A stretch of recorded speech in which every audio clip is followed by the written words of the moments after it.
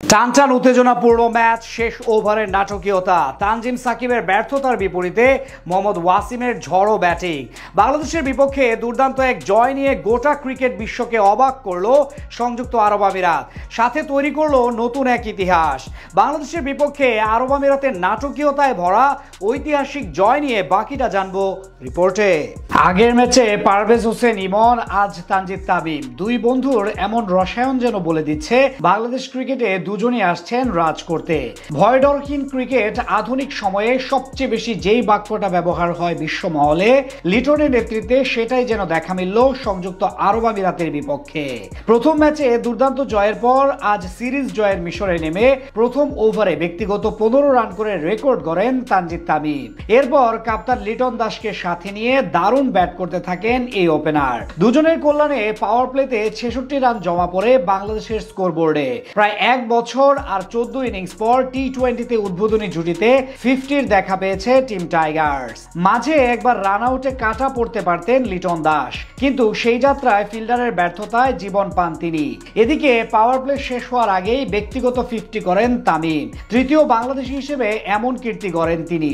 তবে 50 ছোঁয়ার পর ইনিংস বড় করতে পারেননি বাহাতি এই ওপেনার। সাগির খানের শর্ট ডেলিভারিতে ব্যাকওয়ার্ড স্কোয়ার লেগ দিয়ে পুল করতে গিয়ে মতিউল্লাহ খানের হাতে ক্যাচ দিয়েছেন তিনি। তার 59 রানের ইনিংস সাজানো ছিল 8টি 4 ও 3টি ছক্কার সাহায্যে। আগের ম্যাচের সেঞ্চুরিয়ান ইমনের জায়গায় সুযোগ পেয়ে দারুণ ব্যাট করতে থাকেন সাবেক অধিনায়ক নাজমুল হোসেন শান্ত। তার সাথে লিটনও ধীরে ধীরে আগ্রাসী হতে থাকেন। তবে স্ট্রাইক রেটের চাপ কমাতে বড় শটের নেশায় ব্যক্তিগত 40 রানে আউট হন টাইগার কাপ্তান। তার বিদায়ের পর দলের হাল ধরেন নাজমুল হোসেন শান্ত এবং তাওহিদ হৃদয় জুটি। দুজন মিলে বেশ দারুণভাবে এগিয়ে নিয়ে যেতে থাকেন বাংলাদেশের ইনিংস। তবে থিতু হয়েও ইনিংস বড় করতে পারেননি শান্ত। 19 বলে করেছেন 27 রান। একই পথে হেঁটেছেন তাওহিদ হৃদয়ও। দারুণ ব্যাট করা এই মিডল অর্ডারের ব্যাটার সাজ করে ফিরেছেন 50 না পাওয়ার আক্ষেপ নিয়ে। তার ব্যাট থেকে এসেছে 24 বলে 45 রানের ইনিংস। শেষ দিকে জাকের আলীর 6 বলে 18 রানে ভর করে 205 রানের পুঁজি পায় বাংলাদেশ।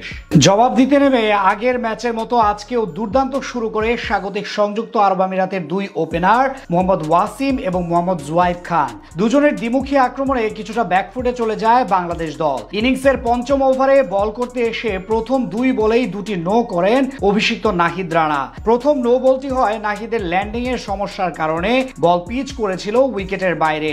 এর পরেরটি হাই নো, সেই বলে ফাইন লেগ দিয়ে ছক্কা মারেন মোহাম্মদ জুয়াইদ। এদিকে বাংলাদেশের বোলারদের তুলোধুনো করে মাত্র 25 বলে হাফ সেঞ্চুরি তুলে নেন ওয়াসিম। নাহিদের বলে মিড অফ দিয়ে উড়িয়ে 4 মেরে হাফ সেঞ্চুরিতে পৌঁছান আরব আমিরাতের অধিনায়ক। দুই ওপেনারের বিধ্বংসী ব্যাটিংয়ে 9.2 ওভারেই দলীয় 100-তে পৌঁছায় আরব আমিরাত। বাংলাদেশের হয়ে প্রথম ব্রেক থ্রু এনে দেন তানভীর ইসলাম। বাহাতি স্পিনারের বলে সুইপার কাভারে শামীম হোসেনকে ক্যাচ দিয়ে 34 বলে 38 রান করে আউট হন জুয়াইদ খান।